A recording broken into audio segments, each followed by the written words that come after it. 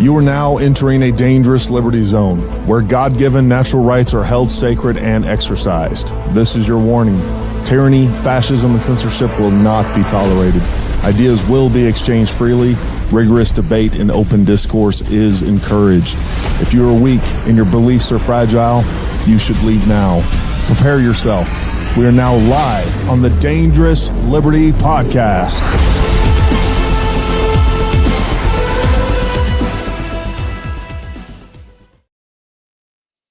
All right, folks. Hey, welcome to another episode of the Dangerous Liberty Podcast. We got a lot of good stuff for you today. Hope you guys are doing well. Hope you got a great week.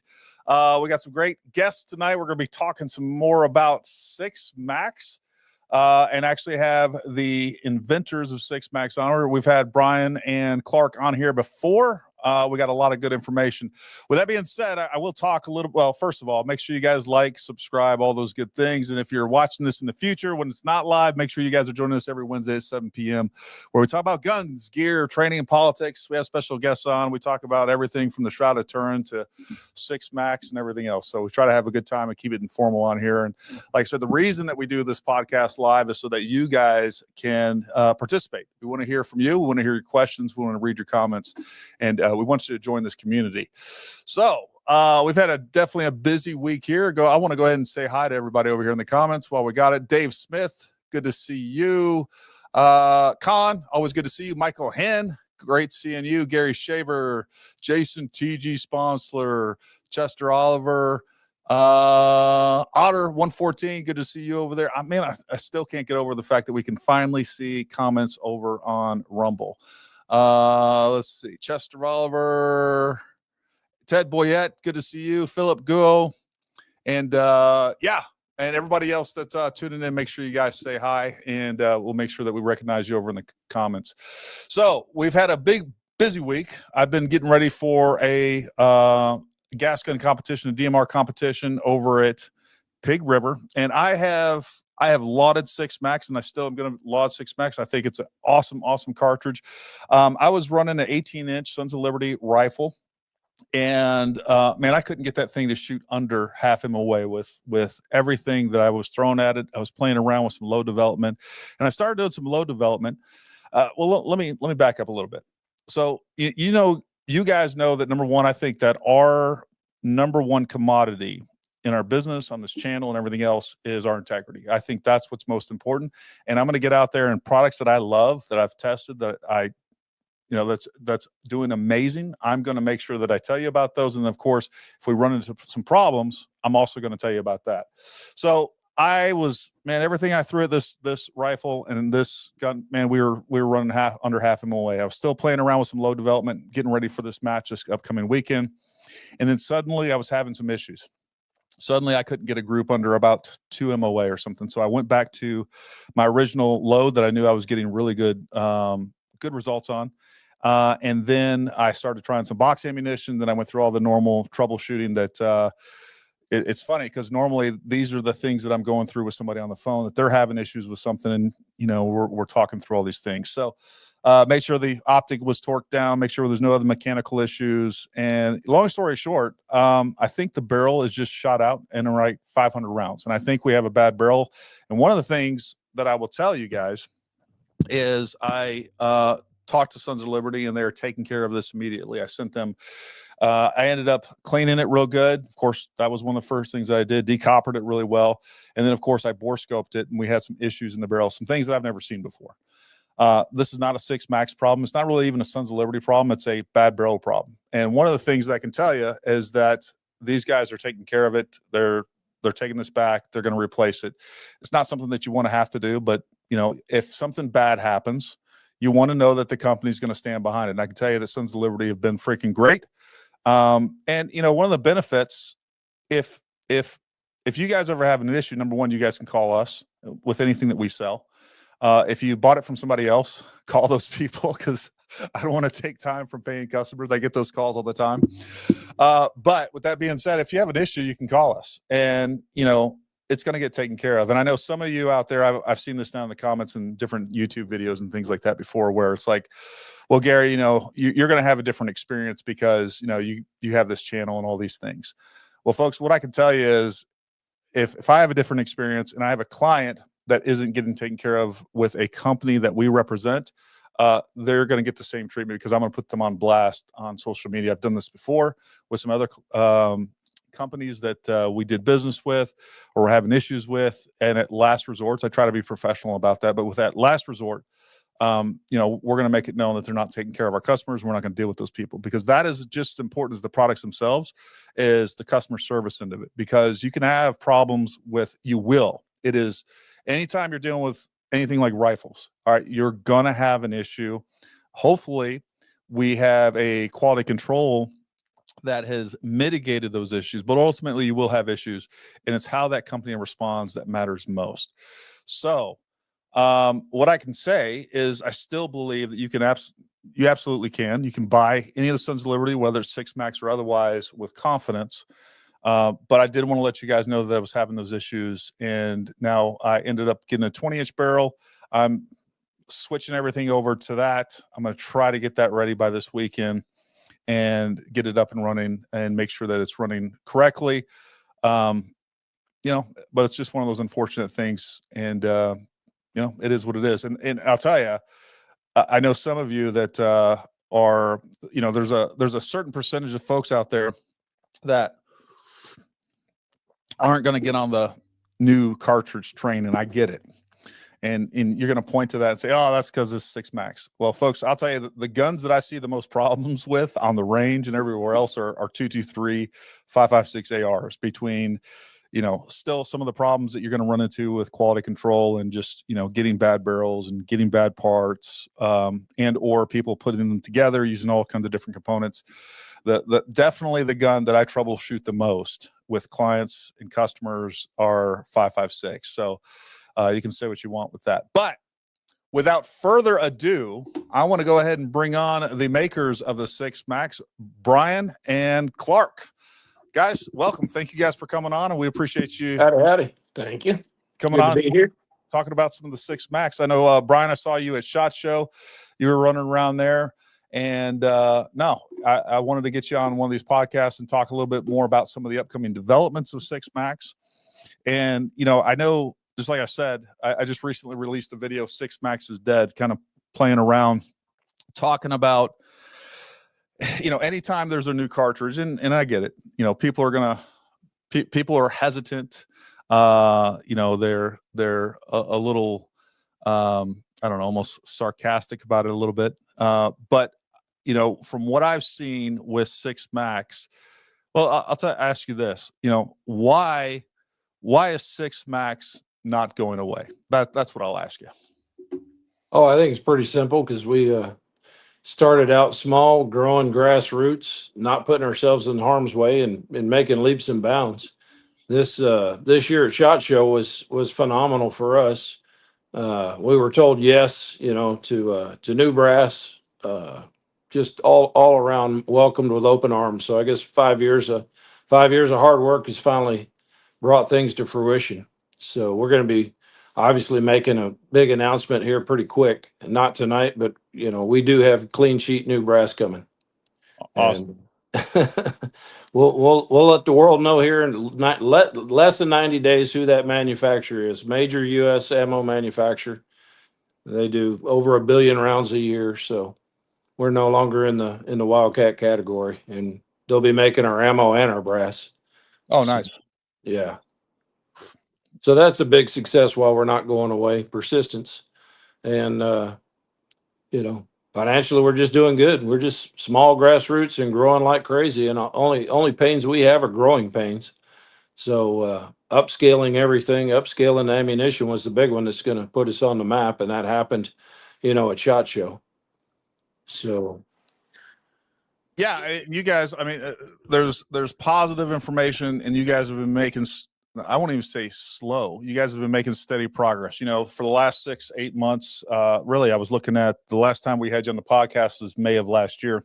And, you know, we've talked infrequently in between now and then. And, you know, there's always new positive developments coming out. And I think one of the biggest things that the 6 Max has going for it that really no other cartridge does, and why so many of these other Wildcats, these small AR platform Wildcats or, improved, whether it's Grindles or whatever else, one of the challenges is they're not really a replacement for 5.56, and I think 6 Max really does that more than anything else.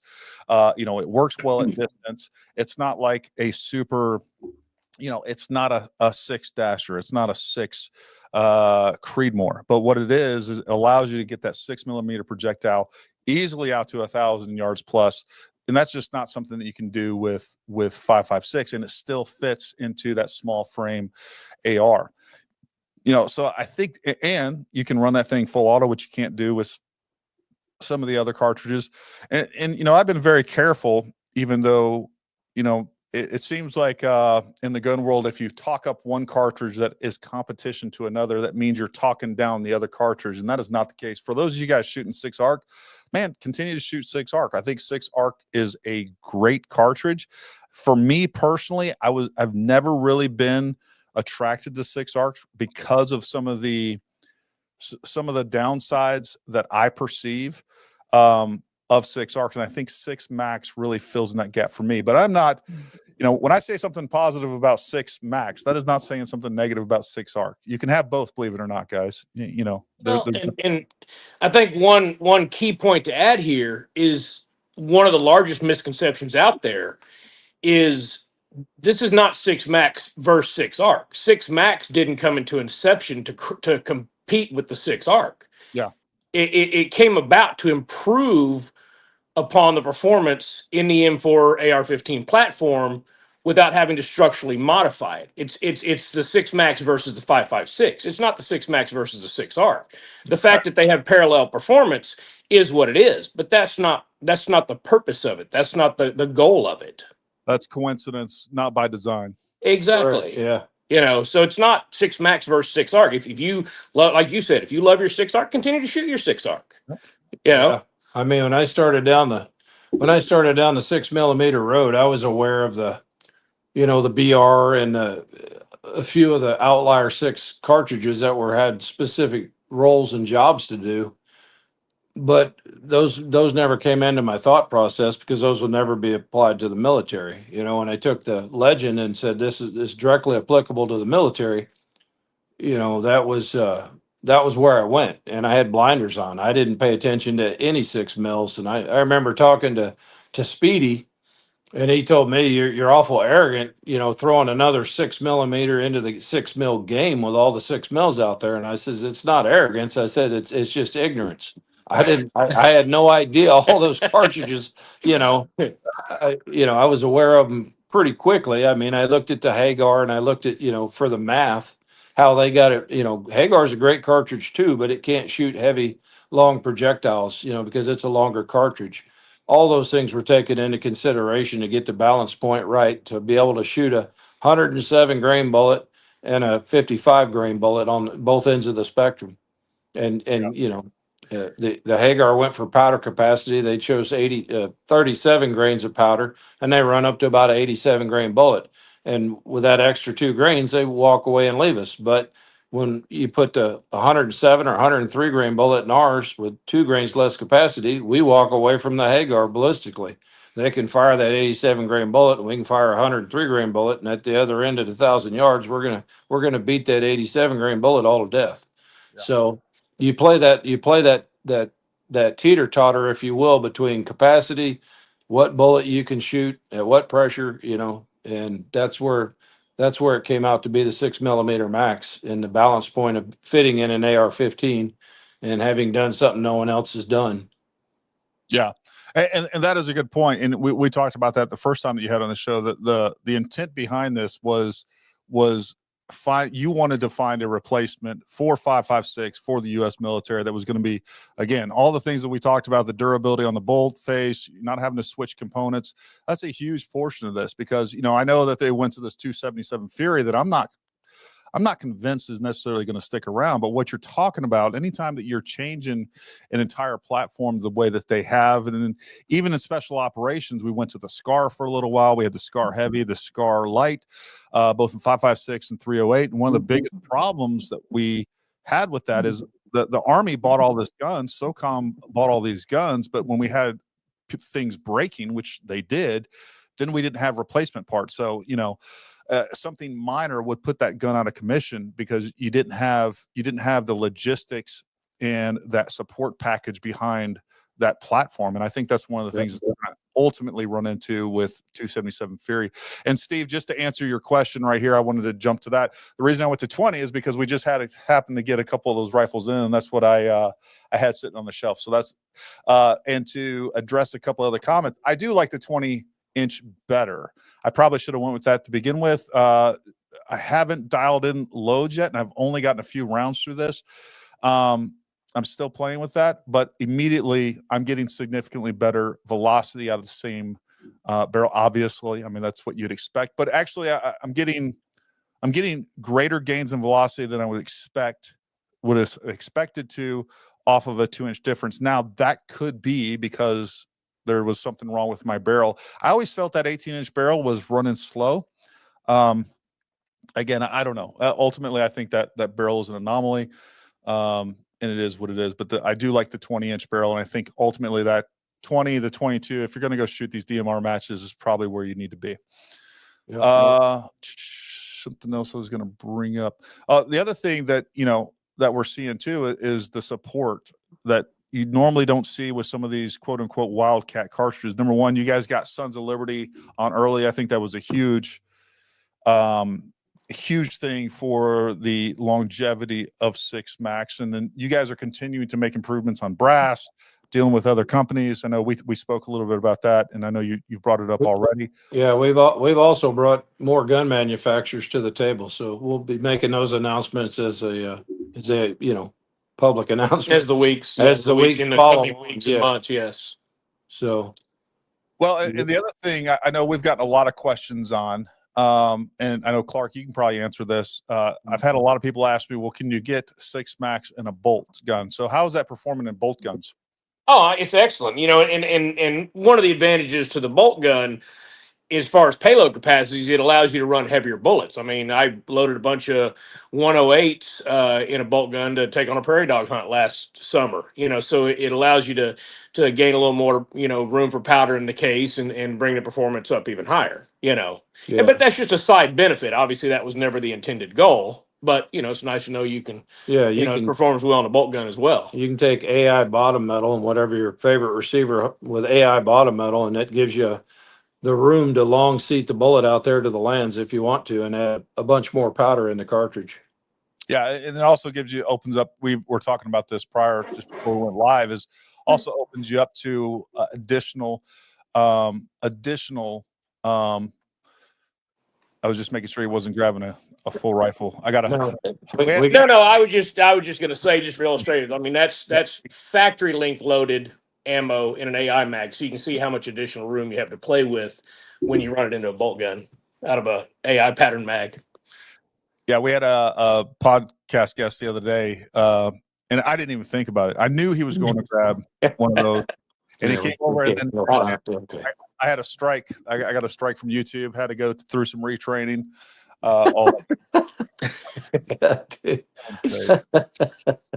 Had to go to re-education camp. Exactly. We call that charm school in aviation. It also allows you to, because you're seating that bullet longer, also opens up to some different powders. We were talking about possibility of using Varget and 6, and obviously Varget is not ideal for a gas gun. But if you're using a bolt gun, it's definitely one of the most stable powders out there. You know what they say? If you can use, was it the 105 hybrid? I was loading the 105 Burger hybrid on top of Varget in a bolt gun. And then I've loaded the 108 ELDM over TAC in a bolt gun and got great performance. We went 5 for 5 at 1,500, and then we second round impacted a mile. Wow. Out of a bolt gun behind Varget and the 105. 105 Burger, yeah. So, in a bolt gun, you can do what bolt guns do. 100%. Kirk Holson wants to know, are reamers available if one would like to have their gunsmith chamber a custom barrel? Currently, no. We do have some provisions in place. We have partnered with a shop here in Texas down on the coast called Redbeard Gunworks, and so they have the reamers, and so if someone would like to send their rifle in to have it rebarreled into 6mm max, they can certainly accommodate that. We also have partnered with Carbon 6 and McGowan, so they offer, in addition to AR, custom one-off AR barrels, they do pre-fit bolt gun barrels as well for virtually everything but a Remington 700 action, a factory Remington 700 action, So yeah, so those options are available for guys that want to run a bolt gun, to either have it custom made from scratch or to order a pre-fit. And we're spooling up reamers this year. I mean, we've got a bunch of reamers ready to go, but we're going to be bringing more and more barrel companies and gun companies online and providing tooling to them this year. So that's going to open wide open. We were talking a little bit about prior to the show earlier today. We were talking a little bit about magazines. I know, again, folks, right now you can currently get Duramag in the 20-round magazine, which typically work good. I will tell you guys, again, full disclosure on the new one, just initial, I had some feeding issues with the magazine. And I think what's ended up happening is essentially with the new, I took that old upper, I took the new upper and I put it on the old lower. And I think there's just some tolerance issue where it's indexing the magazine slightly lower, probably just a couple thousandths lower than the bolt in relation to the bolt than the old, because I never had one single cycling, issue with it cycling at all out of that first rifle. With this other upper, I am having some issues, and I got some Geisley mags in that I'll be testing out.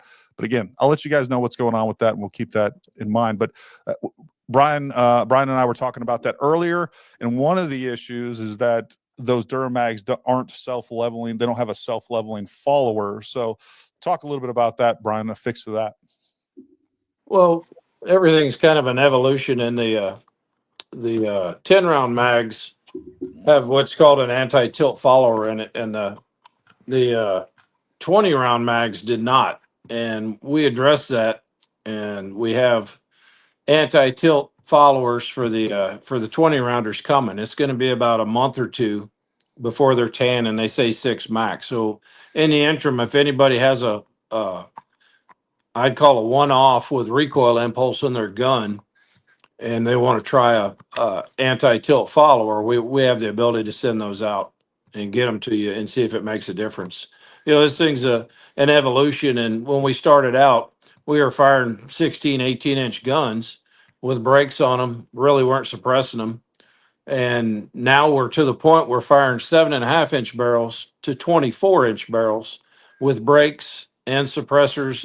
And when you start running 40 different brakes and 100 different cans, you run into all those combinations of recoil impulse. And I think that is potentially some of the outliers. Now that we're expanding the product, we're finding outliers and we're addressing it, and in a timely manner. And I think that's one of the things that we've chased 99.9% of the time. We have good results in a mag, and then somebody puts this brake on or that can on or this gas system. And when you run, you think about a cartridge that started out with one gas system and 2 bullets or 3 bullets, and it's evolved into 7.5 inches to 24 inches and all the 5 different gas systems, to be generous, more than 5, but we deal with 5. All those combinations, it's an evolution. And I think the follower evolution is on. We're on our A game with that.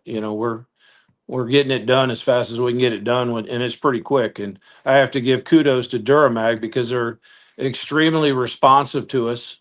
We have amazing conversations. Their engineers and their knowledge of mags is on par with anybody that I've talked to in the engineering world, and they're willing to respond and fix things and make changes and prototype things and work with us. And so I think that relationship is awesome, and it's growing. And I think you'll see 30-round mags coming online here sooner than later, because all the milestones that we hit at SHOT Show this year, it's really invigorated mag, what I would call mag development. We had 30-round prototypes in quantified performance, and they work good, but they're prototypes. Sure. Now you got to take that prototype and put it in production, and you have to be 100% sure that prototype is 100% before you spend the money to go in production with it, because you can't back up once you go into production. You can, but it's awful expensive.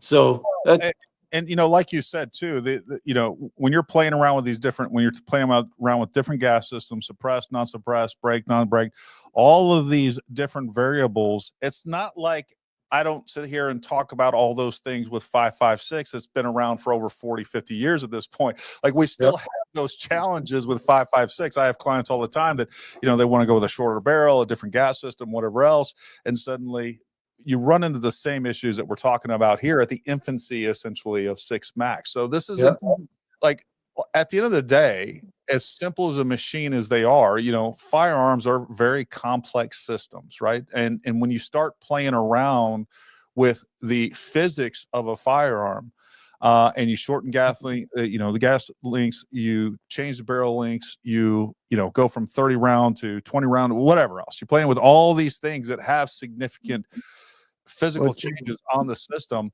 It's going to affect it, and it's a matter of tuning that, and you don't ever get away from that. I don't care how long a cartridge has been around. So for naysayers out there that are tempted to point some of those things out, it's like, hey, we still have those issues with 5.56 all the time.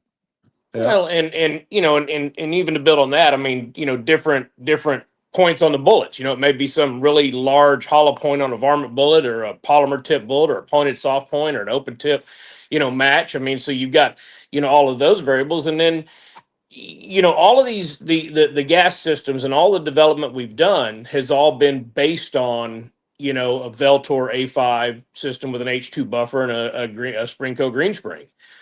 So, when somebody buys a component barrel and builds out their rifle, I mean, we don't know. I mean, is their spring good? Is it the right buffer? Is their bolt carrier group, is their gas key straight and not causing drag? I mean, there's so many different parts in these guns that, everybody always is quick to blame one thing or the other. But I think a lot of times when you dig deeper, you find deficiencies in other areas, and especially when people build their own. And I'm not knocking that. I love building my own as well, but it can be challenging. ARs are a tolerance game, and everything has to be in tolerance. Everything. There is no one component in an AR that can be out of tolerance and have reliable functionality. It just doesn't happen, And we saw that with I would call it vendor parts, gas tubes and gas blocks. Yeah. You can have a gas block out of tolerance by a 1/1000th of an inch, and it will bleed off enough gas, the gun will short stroke or half lock. Yeah. And 1/1000th of an inch is less than less than a human hair. Yeah. Well, and for speaking for myself personally, when we started, messing with these barrel lengths and the different lengths of gas systems and all that, I'm an avid PRS shooter. I as a competitive shooter, shootability of the rifle is very important to me. And so I don't want something that's grossly overgassed. I want something that's soft shooting. Well, everything comes at a trade. And so the further we've gone on this journey, the more I begrudgingly have accepted the industry's approach to just overgas the hell out of it. But the competitive shooter side of me says I don't want to sacrifice shootability. So where do you strike that balance? Because ultimately, you can cover up a lot of deficiencies by just continuing to throw more gas at it. Yeah. Right. But that doesn't mean that the gun's performing optimally either. No, and on top of that, you can also have that gas system tuned perfectly for optimal conditions. The gun's clean, the gun's not hot or cold, it's well lubed. But then, of course, once you get a little bit of dirt, debris, and this is why all M4s and the AR-15s generally are over gases, so that they're going to work. They're going to at least be reliable in the maximum amount of conditions. And that's where, once you start playing around, you start tuning gas systems and all these, it's like you can have a gas system tuned to where it works really well suppressed. You take that suppressor off, it's probably going to be a lot less optimal. So, finding that balance is tough, and definitely at a production level, which is what you guys essentially are doing, where, for the most part, we're not recreating the wheel. We've went from 5.56 to 6 max, and we've changed some things, but there's still some engineering problems and challenges there that I think you guys have done an excellent job working through that. And I think you've been extremely aggressive. And one of the other things too is I think it says a lot. Look, the viability, and the same reason that this cartridge was one of the very few newer Wildcat cartridges that I've ever been interested in, is because I see its potential. And I think that's the same reason that you guys are getting such support from the gun industry in general and some of these larger companies, because if you look at it, you analyze it objectively, I think people can see that. And that's what it's been to your guys' benefit, because there's lots of cartridges that come and go. We can talk about Grindles. We can talk about all this other stuff. Even further along in the time that they've been around, they've seen a lot less support than you guys are getting from the industry. And I think it's because it's just an obvious viability issue. Yeah. And we made the commitment early on. I took the serious approach. Most Wildcats don't ever have lab data behind them until somebody buys them, some major ammo company or gun company buys it and then does the lab work and releases it at a later date. We did reverse. I knew to be taken seriously and to get the attention of serious people, we went ahead and just did the lab work up front. So Right. it removed our opinion out of the equation, and we had certified lab data to say this is what the cartridge does. Does this data mean anything to you? So, and it'll be fun when we get the new brass and the new ammo online to watch the performance go up. And then obviously we're going even a step further. There's a lot of exotic brass. I won't even call it brass because it's not brass, but there's a lot of exotic munitions out there. Yeah. And we've garnered the attention, let's just say, of those exotic munitions. And we have a real possibility of bringing an exotic munition to life. And if that happens, it will turn the 6 Max into a spear light, a light frame spear, a light frame Sig Fury, if you want to call it that. Right. Because you'll add about 2.5 grains of powder to the cartridge, and you'll take the pressure up to wherever the military wants to take it, which will be pretty insane. Realistically, you'll be adding 300 feet a second to roughly another 300 or 400 feet a second onto what we're doing already, which will be just absolutely insane. Yeah. And I wanted to point out, folks, there's a couple things that I'm going to belabor a little bit on this. And that is, number one, they've already done a ton of reload data on here that you can get. And this is another thing that you don't see very much with a newer cartridge. So you got some really good places to at least start here. Obviously, your mileage may vary. I mean, that's just one of the things we get with reload data, but they have some really good data on here. And the other thing, I don't know, I don't know that he does it for everybody, but every time that I've sent Brian an email asking questions about load data or whatever, he's been extremely responsive. So, between guys like me, Ray Helms, Brian himself, their website, which has a lot of different resources on here. I think you guys can go on here and check this out. Like, the support is there. You're not going to go out and invest in this and then just be left out to dry. I mean, there's a lot of information, a lot of support out there. And this is the reason, look, the reason I guess the reason I've advocated for this so much is not for personal gain or anything else. I really love the idea of this round. I hope it succeeds, and whatever we can do to help with that along.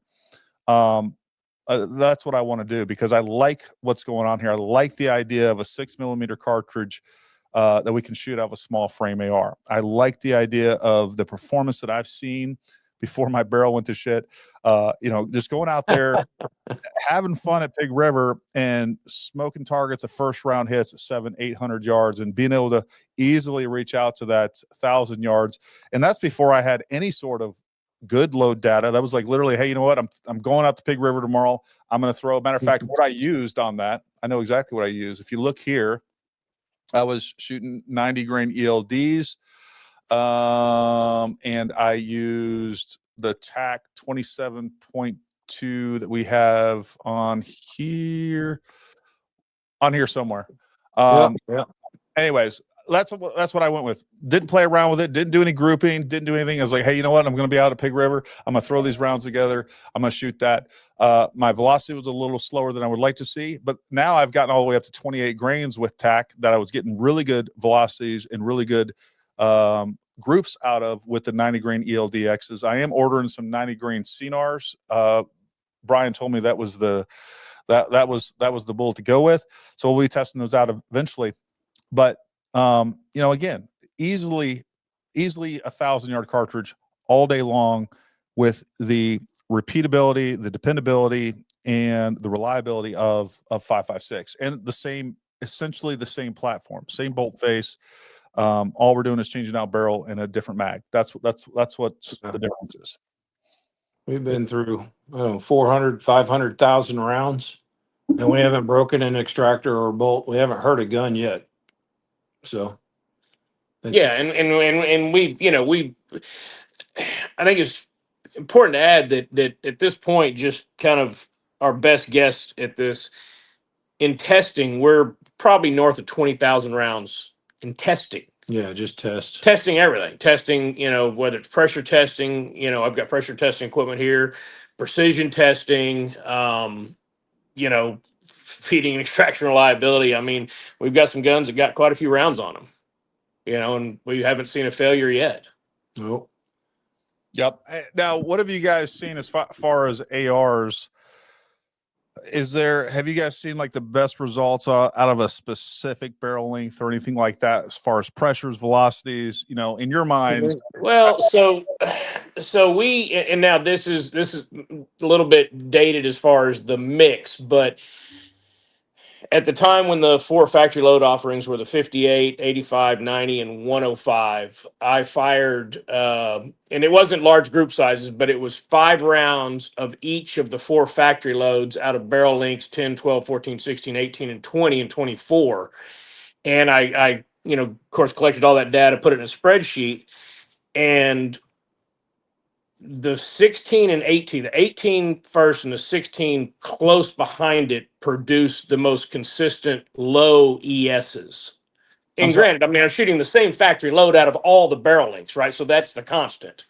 But the 18 and then right behind it was the 16 produced the most consistent ESs. Yeah. Interesting. And you're gonna see our ESs drop as we work through the really getting down into the finite weeds now that we're clean sheeting brass from scratch.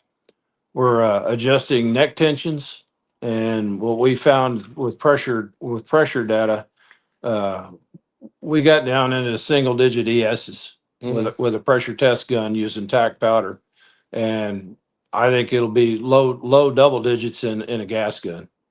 Will be pretty darn consistent based on adjusting neck tension.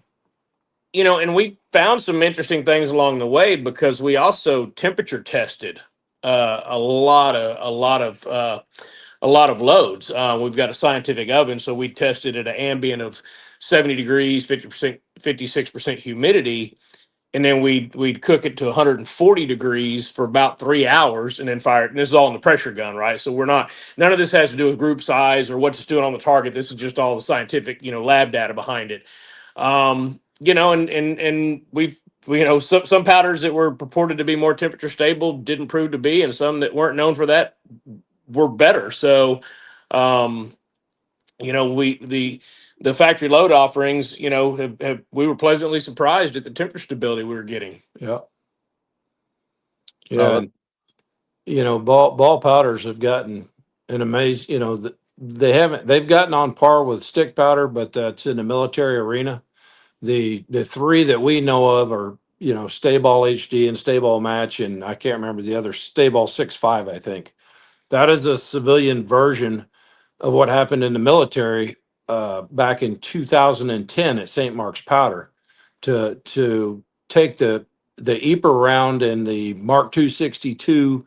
They were trying to increase the performance, without the instability, because it's going to the desert and it's going to cook in a Humvee at 160 or 80 degrees, and then you're going to shoot it. So they learned how to stabilize ball powder, and it hasn't totally gone away, but the old wives' tale about stick powder versus ball powder, that has come together. They've come a lot closer. Yeah. It's not fully vetted in the civilian world yet, but there are ball powders that run with stick powders. So, this is just one of those little side note, like factoid things, but just out of sheer curiosity, one day, I wanted to temperature test M855A1. Yeah. And over a 68 degree temperature differential, I got 170, a little over 170 feet per second difference. Yeah. I don't doubt that. Yeah. It was It was insane. It was insane. We're like, holy mackerel. So, No, they're not loading M855 to be accurate or yeah. I mean, it's irrelevant to the game of what, 300 Yeah, in or just- 400 in. It's irrelevant. But I'm kind of a nerd for this stuff. So, But that's the kind of game we play. We're always on the cutting edge of what can we do, and not only just do it, but can it be done in a usable fashion? What's the relevance of what we're doing? Is it, it's like tack. Everybody says it's a ball powder. Well, the reality is, you go buy your favorite cartridge, pull the bullet out and dump it, and show me the stick powder that's in it. Because they're not loading factory OEM ammo with stick powder. And the reality of it is ball powder meters more precisely in mass production. Correct. So I don't care if you're buying the black or the match or whatever you buy, go pull a bullet, dump it out, and show me your stick powder. It's an irrelevant argument.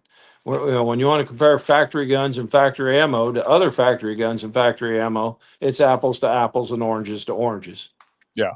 So and shooting tack powder and its OEM equivalent, we got a 0.9, or we'll just call it 1 foot per second difference. Every degree you're going up from like 70 degrees to 100 degrees, you're going up 1 foot a second per degree of temperature. So over the course of a shooting day, you're talking about 30 feet per second, starting your morning relay and then shooting 2 in the afternoon. Well, that was over 68 degrees. So yeah, over 68 degrees. Yeah. Of temperature change. The relevance of that is a 30 ES gonna knock you off target at 1,000 yards? Not really. It is going to give you a waterline spread, but it's not enough that you're not going to shoot somebody at 1,000 yards. Yeah. And you're gonna know your dope. If you're a true rifleman, you're gonna know what the velocity is at 70 degrees, and you're gonna know what the velocity is at 100 degrees, and you're gonna have a dope card. And in that first round cold bore, you're gonna know what the velocity is based on the outside temperature. So it's not really as relevant as people make it out to be. I mean, yeah, when you get down into PRS and you're shooting half MOA, quarter MOA targets at distance out of a bolt gun, it's absolutely relevant. But then we're no longer in the gas gun world; we're in the bolt gun world. No, what initially? So what's bringing a new cartridge to market? What was the biggest challenge for you guys on this entire venture? I think scalability, being able to scale up. The last 4 years, it didn't matter. Money was not relevant to the equation. The logistics, the geopolitical world that we lived in post-COVID, there were no supplies, and what supplies were available were going to the 900-pound gorillas in the room loading ammunition to support our efforts abroad. And there was no scalability involved. I didn't care. It didn't matter how much money you had. It was not going to happen. So now the geopolitical shift has happened, and we got the right, I'm going to say it, we got the right people in the White House again. We have to get back to capitalism. So now entrepreneurs and small businesses now will have the ability to do what we do, and that's innovate and grow and bring the best product to the world. And that's helped us immensely. It is green lighted us to upscale, and that's what's happened this year. Yeah, over the last few years, we've had several conversations with different entities. Like, okay, well, how what will get it done? How many rounds do we have to buy? How many projectiles? How many pounds of powder? How many hundreds of thousands of primers? Nope, there's no number. It's not available. No number doesn't exist. So and And that's changing, and so that's definitely making the situation, improve and facilitating growth. yeah, upscaling. The only way to survive is to upscale. I mean, you can only stay small for so long. And we knew it was going to be a 4 years of stay on the course, as hard as that was, just stay the course until times change, and times have finally changed. So this year is the upscale year, and you're going to see great things happen. I mean, they've happened. I got to bite my tongue for a few more weeks. And I look forward to the day that I can tell everybody, and it ain't going to be that very far off. And something that popped into my head a couple times that I wanted to kind of jump back to the very beginning of this conversation is I think your question was what's going to create staying power in this? What's going to continue to make this viable? And I think my answer to that question is it's a goal to continue to improve the product. Brian and I sometimes in a small way, I guess, get at odds with one another because he's constantly, hey, let's try this load. Let's try this load. Let's try this powder. Let's try this combination. I'm like, hey, we got bigger things to work on right now. But it's that passion to continue to improve. How can we make it better? How can we achieve more velocity, more precision, more whatever the case may be? And I don't think that passion's ever going to go away, because this has never been about, hey, can we create an overnight wonder and cash in real quick? This is about genuinely making an improvement to an existing platform to better equip our guys, to improve our readiness, to improve our lethality. Yeah. Without having to retrain on a whole new weapon system. Yeah, this was all about offering a force multiplier to all our branches of service. And it's Doge compliant. Yeah. Yeah. Because it's a barrel and a mag. Yeah. You'd be amazed that I had Doge presented to me at least 3 different occasions, meeting with major tier 1 gun manufacturers that told me that we make sense, and now that Doge is in effect, that they are going to adopt us and run us side by side as their hedge fund, their Doge hedge fund. We all know the obvious cartridge that's taken hold, but I don't think that cartridge will ever be an assaulter. And when Doge finally gets to their neck of the woods, we'll see how their $500 bolts, Aramint bolts fly, and their hybrid guns, and there's only so much crazy money you can spend redeveloping a small frame AR. It just gets to the point of insanity. And when you got a Doge gun where you're changing the bolt in the magazine and you're garnering the same performance with 100% reliability, it makes a whole hell of a lot more sense. So I had that presented to me 3 different times at SHOT Show, that we like you because your Doge is here. And I'm like, all right. No, I don't think the SIG Spear has ever made sense. I don't think it's ever made sense to anybody that knows anything about the military or what it does. That I think there was I definitely think that was a product of corruption. A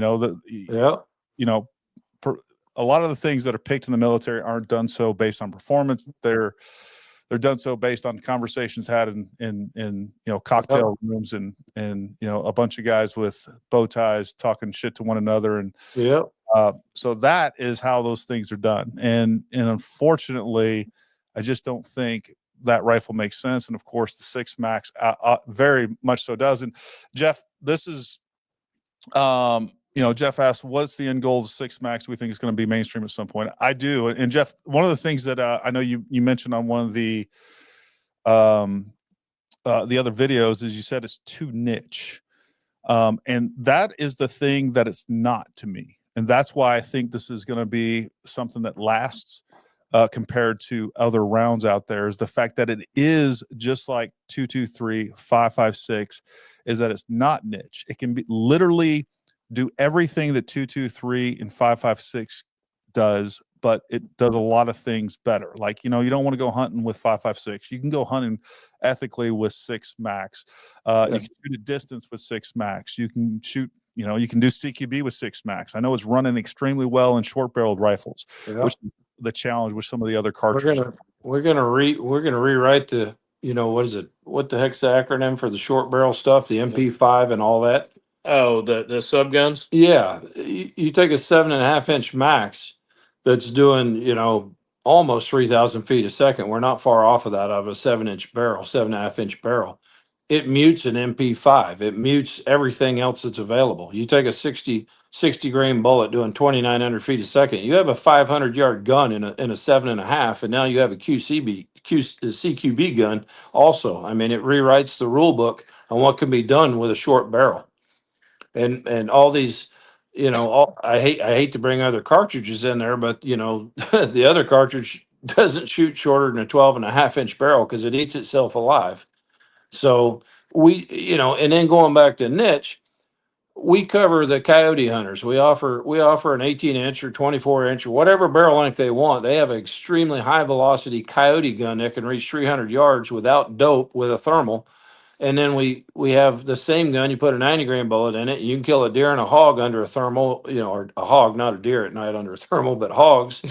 So the 6 millimeter round, when you apply the tools to the job, you have a lightweight bullet that can do all the varmint jobs. You have a medium weight bullet that can do all the hunting jobs of medium game. And then you have your high BC bullets that can shoot targets, out at great distances. So it covers all that aspect, and we're seeing that, and that's part of our success. Is the varmint guys are adopting us. We came out with a 62 grain frangible bullet, and we went down and we talked to the guides that shoot thermal at night. One of the hazards of shooting thermal at night is you might not see the secondary target behind what you're shooting at, and it may be a problem. With a frangible bullet, the minute it touches earth, dirt, stick, whatever, it turns into a cloud of dust. So it made a lot of sense to those guys shooting thermal to adopt frangible bullets so they don't get secondaries. Lowers their liability, the risk. Yeah. And then we developed that round into a Overwatch sniper round. We've already been adopted by SWAT departments doing Overwatch in football stadiums. So there's no secondary. You shoot a bad guy and it turns his insides to jelly, and it doesn't exit the torso to kill the good guy standing behind him. And the accuracy of that round is quarter MOA at 230 yards. And that gives full Overwatch inside of a football stadium. So when there's a lot going on with the 6 Max that people don't know about, and they it's fun to talk on the internet, and it's fun to talk about what you know or what you think and a lot of people don't know a lot of things, and we don't share everything on the we don't share everything on the internet, and there's a lot of adoption going on that we haven't talked about. No, nothing true ever said. A lot of people don't know a lot of things.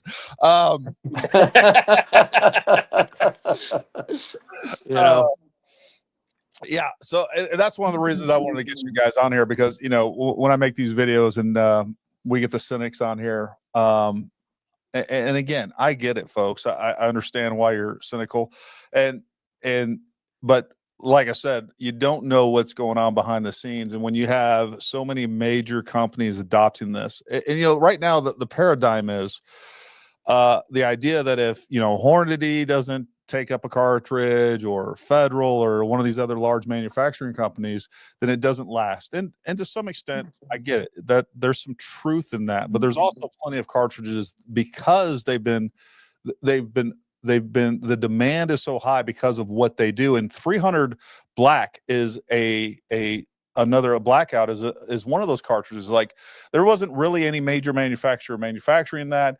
They didn't have a lot of support, but because of, number one, how quiet you could get that, I think that was probably the primary thing behind black.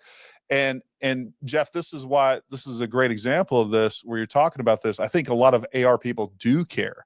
And that's why so many people are already moving to 6 arc, because they want more performance out of a round. So many people have moved to 300 blackout because they want different performance, things that 5.56 doesn't do. And I think, again, this is truly one of the best general purpose, kind of do it all, out to 1,200-1,400 yards realistically, I think you obviously you guys are shooting out to 1,500 and even longer, and you can do that. But I think realistically, what this is a 1,200 yard and in, and really what most bolt gun cartridges aren't that. And we definitely don't have any small frame AR cartridges other than 6-arc that will do that. But again, you're also losing. There's some things that 6-arc's not going to do well on the shorter sides of things, whether we're talking about short barrel, CQB, being able to run full auto, being again a true replacement for 5.56. Yeah, we had a fun day with a department shooting 308 AI bolt guns. Yeah. And when we were blessed to be able to just observe them train. And when training was over, we brought out the 6 Maxes and let them play. And I think one comment that we heard over and over was how easy it was to shoot 1,000 yards with a 6 Max. Yeah. They were dumbfounded that little cartridge was performing the same as their, I guess it was 175 green federal gold medal max. 175 SMK. Yeah.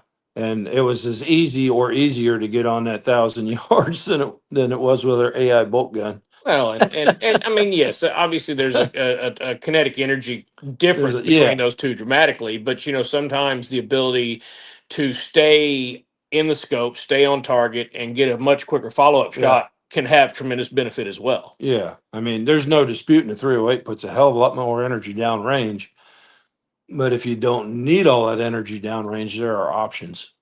Well, and the other thing is, while you can go up to an AR-10, there's not too many, and I don't even, we had SR-25s, and we also had the Scar Heavies. The Scar Heavies were pretty consistent downrange. You could actually get out to 1,000 yards pretty easy with those. Those were actually pretty impressive. But even the extremely expensive SR-25s, man, it was like some of those would shoot pretty well. None of them would shoot like a bolt gun, and then some of them just wouldn't shoot very well at all. So it was always a grab bag on those. But again, when you can literally have one rifle that you can get a 16-inch, an 18-inch, and now you have a rifle that you can go hunt with. You have a rifle that is very practical as far as home defense goes. Is very, very practical for short range stuff, long range stuff. Out to 1,000 yards. I mean, 98% of shooters out there have never shot 1,000 yards. So it does have a practicality to it that just isn't offered by anything else out there. And most people want a semi-auto. They want an AR, and being able to have one that can give you the accuracy and the reliability, and the distance capabilities that 5.56 doesn't have. I mean, it's kind of hard to beat. It really is. Yeah, I mean, you're improving your payload range. There again, comparing the 5.56 and the 6 Max. 5.56 at mag length, your range is typically 55 to 77. With the 6mm Max, you're taking that from 55 up to 107 at mag length. So a much wider payload range. Yeah, depending on what your intended task is, gives you a lot of options. Yeah, and a good example of the weapons platform being increased in accuracy and lethality and capability. I built me and Clark, my brother, we grew up deer hunting, and he's not a rifleman. He hasn't gone hunting in probably 40 years. And he got on board and he says, "Hey, build me a rifle. I want to support you." So we got him. He bought a what was it, Daniel Defense? I think it was DD4, whatever the heck that was. And we converted it with 1 hour barrels and sent it to him. And he put a one by 6, a Sig Sauer, a Sig Tango T6, the scope that the Army bought with the Hellfire reticle in it. He doesn't own a Kestrel. He's not a long range guy. He's just like any of the noobs. He sat down at the bench and he got the gun zeroed, and he's down in Florida, and the range that he's at has steel out to 500 yards, has animals, pigs, and they have the reactive heart center, where you shoot the heart, your vitals. Yeah. And he got his range master to zero the gun for him, and then he was able to shoot that gun out to 500 yards without any training, without any, dope, without any Kestrel, with nothing. Just, slight holdover and just bang away. And and that was a good example to me of what this rifle package has done, because that represents to me the 18-year-old kid that goes in the Army is now the GI and what he can do with that weapon system. He's never fired a gun in his life. They teach him how to fire a gun and then they turn him loose, and that's the capability of that weapon. And I don't think the current M4E1, you come out of boot camp, I know damn well kids don't have the ability to shoot 500 and 600 yards. So No.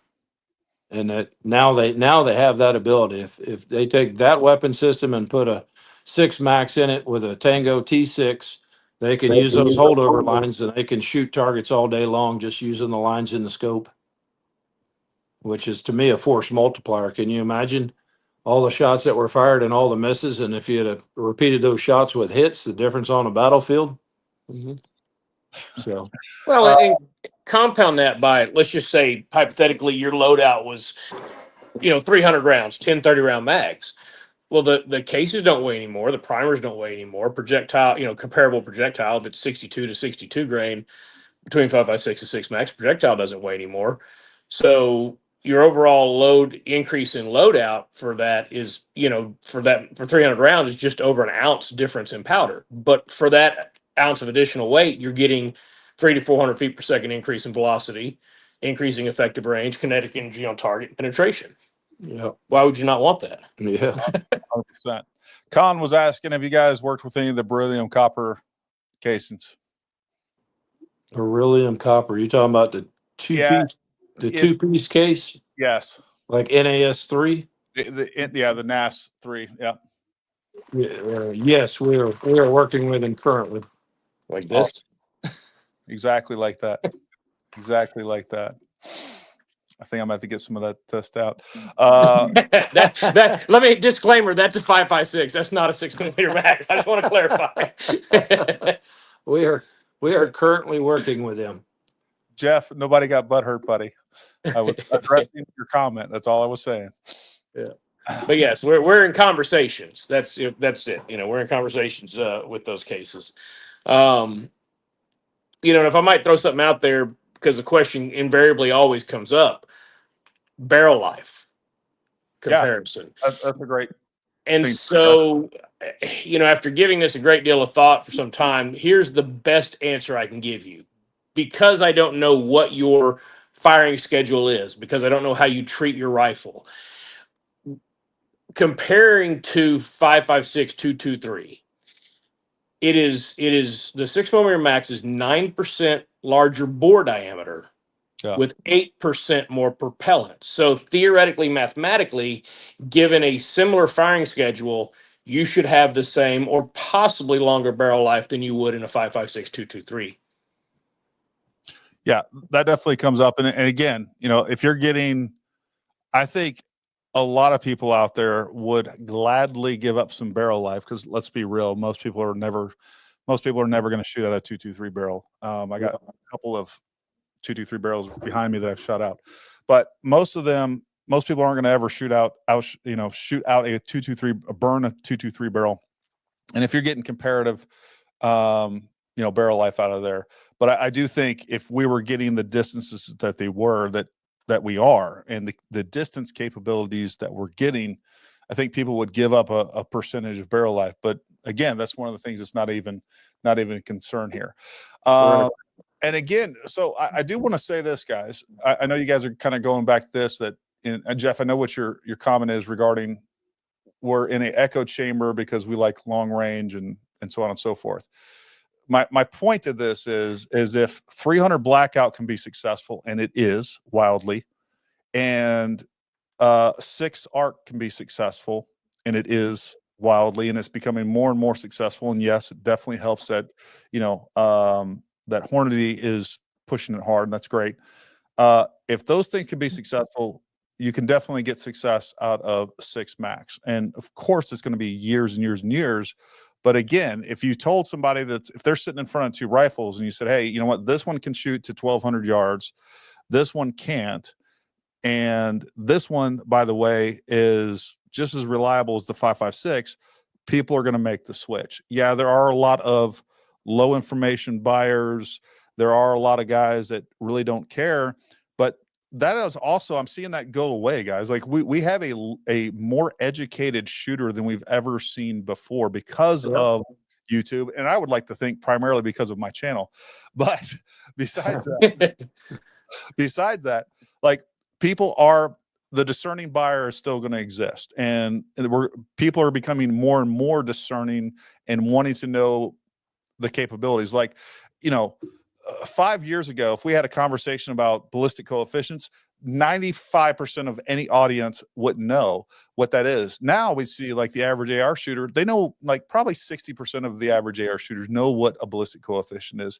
So the information is going up. More information about guns are coming out. People are more educated, and they'll continue that trend will continue to go upward. So I understand what you guys are saying, but I do think that we've seen a major paradigm shift in the average buyer as well. Yeah, I agree. And to your point there, the 6mm Max is not only about more velocity or more payload range. It's an incredibly efficient case design, and it is inherently more precise. So for the more discerning consumer that's looking for an elevated level of precision and performance across the board, that's where it makes sense. I mean, the 5.56 223 has a 60-year head start. 6mm Max ammo will never be as cheap as, Tula, a Monarch, or Polytech steel cased, bimetal 55 grain cheapy ammo. And that's never going to be the goal either. That the goal is not to get there. And, when you were talking about BC, one little side note I'd like to add here is when you look at the box of 6mm Max ammo, I don't know if we have one handy you can grab, and you see that BC value that's published on the side of that box, that didn't come from the number that was assigned to it by the bullet manufacturer. I own an Ayler 89 system, which is for measuring bullet time of flight. That's how you measure what the ballistic coefficient for each flight, each projectile is. And so we tested all of these loads through, both 16 and 20 inch, both traditional and polygonal rifle barrels at 1,000 yards. All this data was gathered at 1,000 yards. So those aren't just, hey, we pulled that off of a box of bullets and stuck it on the box. We actually tested it out of an AR-15 with that barrel length, that barrel length at 1,000 yards. At 1,000 yards. So that's legit data. That's what I mean by, it's a constant pursuit of how can we bring the best product to the table and continually improve it. And people have to have a certain level of knowledge to even appreciate what we've done for them. They can literally pull out a Kestrel, dial that number on that box, verify their velocity, and go dial the dope and go hit the target first round. And have confidence that that's going to be valid data that they're inputting into their solver. Yeah.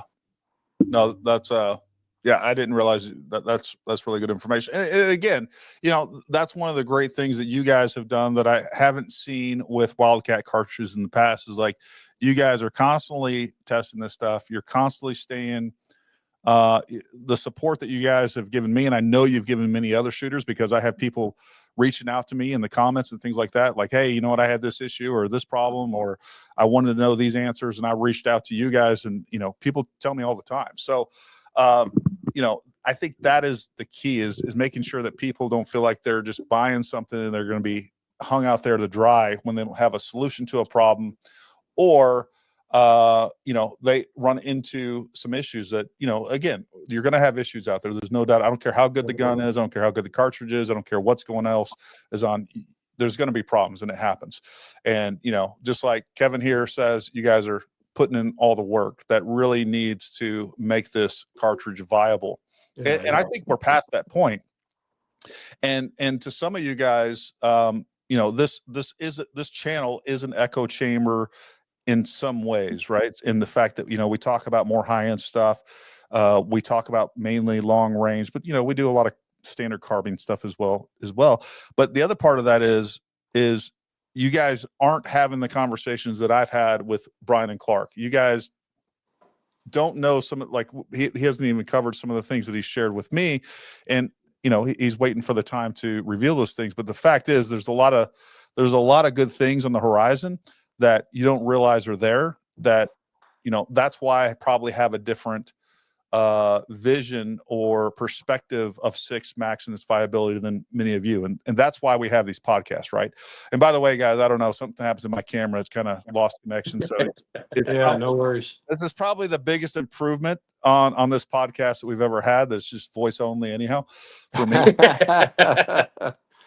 I think most guys, we're going back to that. We're not going anywhere. I mean, we're small, we're passionate. We don't depend on the 6 Max to put food on the plate. We do it because we're passionate. It will be nice if one day it does make some money and it adds to our retirement, but it wasn't planned that way. My full-time job feeds this, and it's, enough to do this and do it in a correct way. So, we'll just keep growing slowly and steadily so we don't disappoint. I think growing too fast is just as big a problem as not growing at all. We want controlled growth, and we don't want disappointment. We want success, and we'll do it slowly and methodically. When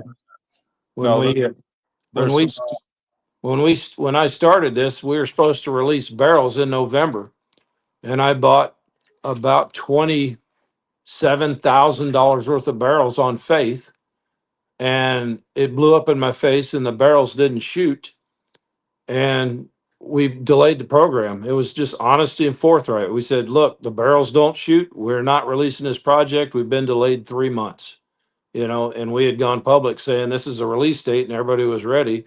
And it is what it is. Integrity is always first, and we went out and found a new barrel manufacturer and spent another $28,000, which we didn't have. I mean, we count pennies, and we did it the right way and made it happen, And people don't realize those setbacks. This game it's tough. It is tough, sorting out the wheat from the chaff and finding out who has integrity and who follows their word and who sends checks on time. And, it just takes time. It takes time and a lot of battle scars. Time, patience, and money doesn't hurt anyone. Yep. Yeah, well, you know what they say in the gun industry, if you want to make a small fortune, you got to start out with a large one. Yeah, if you want to make $2 million in the gun industry, you got to start off with 4. Yep. I did want to share this with you guys, though. So we do carry the 6 Max bore guides as well. So if you need a 6 Max AR bore guide, we had PMA Tool make us a bunch of custom ones. And yeah, so those are available. If you guys need bore guides, we have them. I've been using it. It's great. And I need one. Send me one. I definitely will. I'll send you guys a couple of. You guys let me know how many you need. We could definitely trade for some stuff. There's no problem. There you go. And on that note, and PMA makes great stuff. And on that note, we're slowly adding more of the peripherals to this. We now have Little Crow Gunworks producing 6mm Max specific case trimmers that are available on the BCPB website. I've got some other things that I'm working on that will, that are geared more towards obviously your hand loaders, right? But we want to give it the full support across the spectrum. No, that's one thing I wanted to hit you guys up about is a case trimmer head for the Gerard. I don't know if you guys make those or have those available, but you're talking about the bench mounted one? Yeah, the Gerard. Yeah, I can cut one of those. That's not a big deal. Sweet. I know if I get them, I think they would need a reamer. I talked to them. They would need a reamer to make one, but irregardless here. This was a great question, Jeff. Yes, they did. Jeff's asking, did they ever just neck up a 5.56 to 6 mil? It's a 6mm by 45. 6 by 45. Yeah. Yep.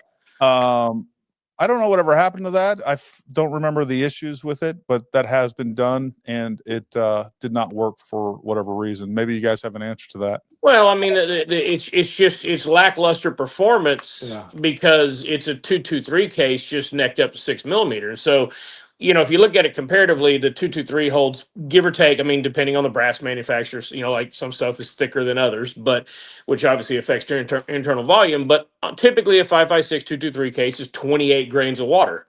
6mm Max is 35 grains of water.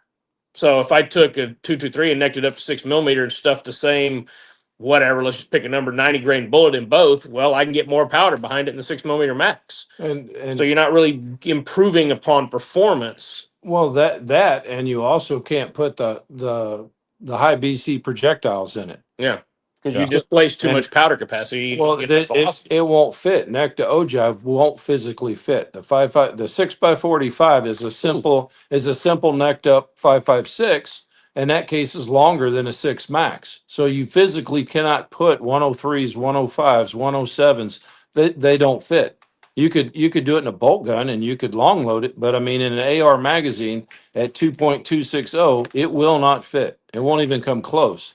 And that's a lot of people say, well, this is just a revamp, 6x45, and they don't know what they're talking about because they don't have the physical dimensions of the case, and they quickly run that scenario in their mind that we've just redone the 6x45, and it's not even close. You have 7 grains difference in water capacity, and you have the ability to hold the long high BC Projos that the 6x45 could not hold.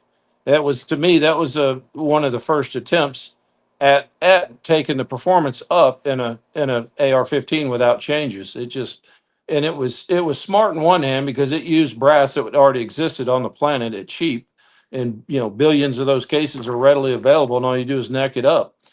That's the economic side of the short success that it lived. And then when people found out the performance wasn't there, that's when the cartridge died. I mean, it's a good cartridge, but it doesn't really do a whole lot that the 5.56 doesn't do. It just does it differently.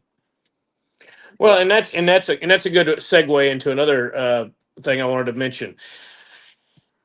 A 6mm max will not go into a 223 5.56 chamber because it's larger in diameter. And a 223 will not go into battery in a 6mm max chamber because the shoulder is further forward on the 223 than it is on the 6mm max. Correct. So neither round can fire in its opposing chambers. Exactly. Correct. So you don't have the 300 blackout 223 scenario. Yep. And I mean, this is It matters because I guarantee you weekly a 300 blackout is fired in a 5.56 gun. It happens daily, if not weekly. So they you don't have to worry about 6mm max is not going to fit in a 5.56 chamber and vice versa. So that is the entire reason I don't have any 300 black anything. Number one, I got a bunch of student guns over there. I got magazines that get shared with students. It's just the juice ain't worth the squeeze, in my opinion. One of those things. So somebody was asking, Kevin, what you were asking about Radian. Number one, I like Radian. I like Radian products. I use their charging handles. We sell their charging handles. I know they make some other products. I haven't really looked deep into the main thing I've always used and carried was their charging handles. I prefer their charging handles. I think they have one of the best charging handles in the market, to be honest with you. So anyways, I think overall they're a great company. If that's what you're asking in general. Some of their other safeties and things like that, they make some good AR accessories that seem like it works well on most products. I haven't ran into any issues with them. So take that for what it is. If you guys have additional questions on 6 Max, definitely throw them up there while we got Brian and Clark here. So I'm looking here if there's any questions I missed here.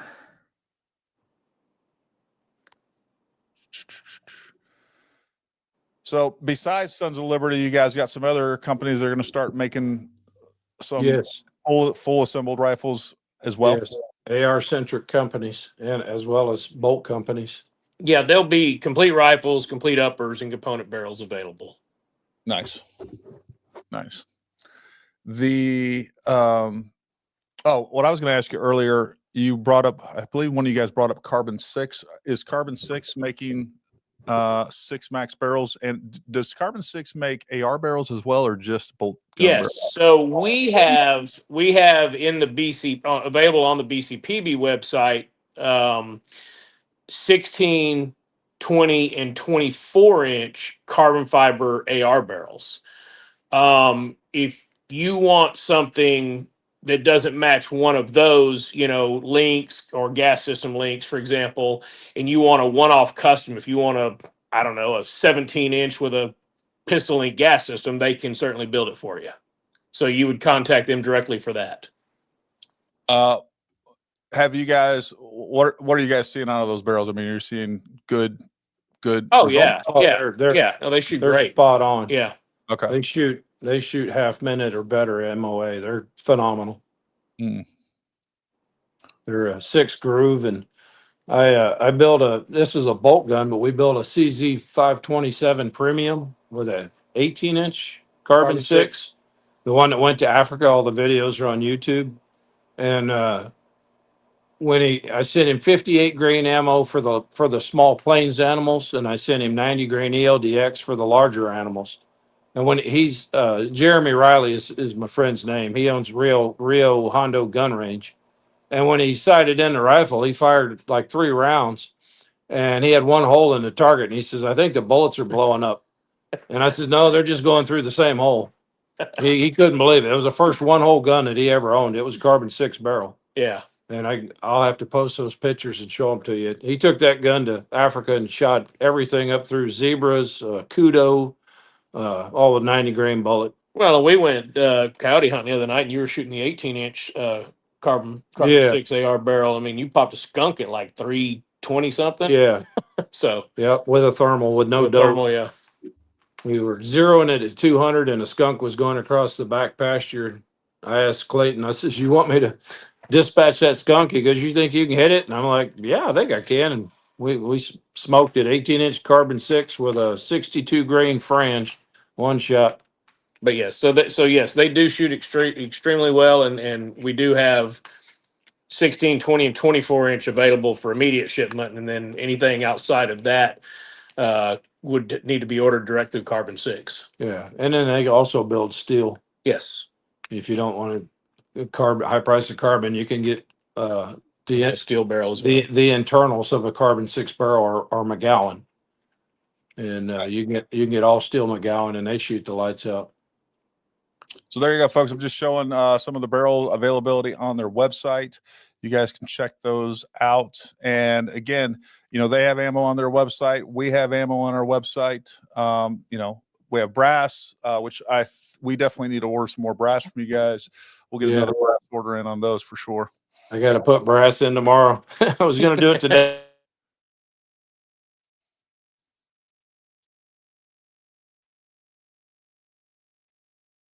Oh no. Oh no. I don't know if you guys can hear me. I lost them a little bit.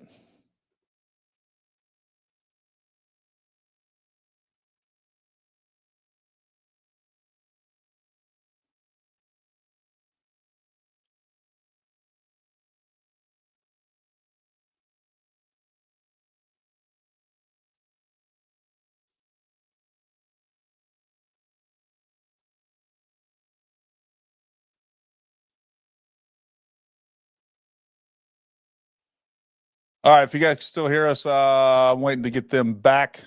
Yeah, I lost my camera. We're just having all kinds of technical issues. So anyways, sorry guys. Oh, there we go. We got them back. Hey, we're not the most technological savvy though when it comes to the computer stuff. So we do we're gun guys. We do jet fuel and gunpowder. So there you go. There you go. All right, we got you guys back. I lost my camera tonight. It is what it is. I don't know what's going on. It's the Brian and Clark show. That's right. Right. Well, what else do you guys want to share about 6 Max before we close this thing down? Man. Just excited for this year. It's all going to come together this year with new gun companies coming on board, new ammunition companies coming on board. It's just all going to come together this year. It's going to be exciting in about another month or two. So, yeah, there's a lot of things in the works right now. Going a lot of different directions. I think they're all going to be positive for the 6mm Max. So And Yeah. I think you're going to see significant growth and significant, the footprint's going to increase dramatically. Yeah. Well, We have. one of the things we haven't talked about that I think makes a freaking awesome idea in package is the 6 Max as a bolt trainer. Having that 6 Max as a trainer gun, where you're getting almost the same distance.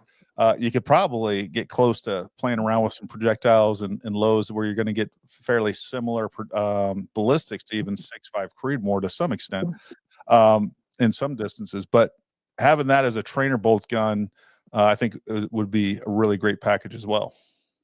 Oh, definitely, definitely. And if in PRS, the trend is everybody's slowing down. I mean, guys are running dashers and BRs and like I run a GT at 2,800 feet a second. People aren't trying to get all the speed they can get anymore. They're understanding the value of shootability, and so those are obtainable velocities in those classes of bullets, like your 105s, 109s, 108s, etc., that could be achieved out of a bolt gun in the 6mm max. So, like you said, it's got a lot of different options available to it that you could pursue with it. Yeah. No, that's pretty cool. Chester Oliver says, for years I was all over YouTube telling everyone the 6mm 350 Legend is a great idea for an AR-15. I'm grateful someone has put all the time and effort for development, but you didn't invent it. I think Chester Oliver's putting a claim on your patent. Yeah, there's been a few people who have got on the internet and told wild stories and academic stories, and hey, get out there and do it. Yeah. Because you think of it doesn't mean it's invented. It takes years and years and years and money and time and effort and determination to see it through. My dad and his engineering buddy thought of the bank teller. When you go to the bank teller and you put in that vacuum tube, they had that idea, but they didn't follow through with it. Just think of my net worth if they had followed through with that. Yeah. I mean, just creative thinking by engineers. I mean, so that's my answer to that. You might have thought of it. Great. I thought of it. Probably 10,000 people in this country thought of it. It's the one who puts the rubber to the road, spends the time, money, effort, and makes it happen is the one who invented it and should get credit for it. Yeah. It takes $1 million and, we spent relentless man hours. I spent close to $20,000 trademarking it over 3 years before I ever released it to the public. Yeah. And it was laying on the table to anybody else who was doing the exact same thing to go down that road, and they could have objected to what I was doing. And the court of, you can't get a trademark without arduous steps and going to the public and putting it in a court of public record for anybody to object to. It has to go through that process before it's issued. So that's my answer to that. You should have intervened when it was in a trademark process and said, "Hey, I'm doing this." Sorry. I spent many a sleepless night waiting for somebody to tell me they beat me to the punch. Didn't happen. So am I going to zealously defend what I've done? Yes, I am. Well, there you go. Simple as that. Like you said, an idea is not a product. An idea is not a product. Correct. Yeah. All right, folks. I think that will wrap it up. If no one else has any other questions, comments, gripes, or complaints, I think that was a great show. No, Brian and Clark, thank you guys for coming on. I really do appreciate it. Yeah, anytime. Thanks for having us. Anytime that you guys got some new stuff to talk about, definitely shoot me a text. Let me know. We'll get you on that night as far as I'm concerned. Big fan, big supporter. Anything that we can do to help you guys out, you let us know. I want it to be successful. Thank you. We're always willing to share our knowledge about anything. Yeah. So. And folks, by the way, I was just talking to Brian today and I was like, hey man, you want to come on a podcast tonight? I was going to jump on here and just kind of BS with you guys a little bit. Didn't have a real big topic. I've been busy all week doing 50 things. But on a very short notice, he was willing and able to come on, and we appreciate you guys taking the time to do so. Yeah, anytime. We're All happy, right. happy to do it. I think we will call it a night. Yeah, Mike, we're going to get that out. I actually have it done. I'm getting it approved at Summit Point. We will get the rest of the training schedule out. All I'm doing is waiting for them to okay the dates that I put through them. And we're also going to be adding some dates out at Spears Mountain, or now it's called Black Bear Training Facility. So we're going to do that. As far as all you sons of guns asking where your MPA is, there is nobody on this earth, including you, that wants you to get your MPA that you ordered from us more than me. I promise you that. So we can only get them in. We can only get them out as fast as we get them in. And of course, you order custom cases and all those other things. It's just time. It's just time. You didn't buy it from Walmart. You can go pick it off the shelf at Walmart. Well, you used to. This ain't Walmart. All right, folks. Thanks for tuning in. Make sure you like, subscribe, share this stuff. We appreciate it. If you guys have any questions, you come up with any questions after the show, leave them down in the comments. That helps, because YouTube doesn't they don't reward live streams, and we could do these closed and just produce them as a video, and we would get a lot more views and all that other stuff. But I would rather have these available to where we're doing these live, so that we can have the conversations that we have, because I think that's a lot more fun. But anyways, until next time, stay armed, stay ready. We'll talk to you soon.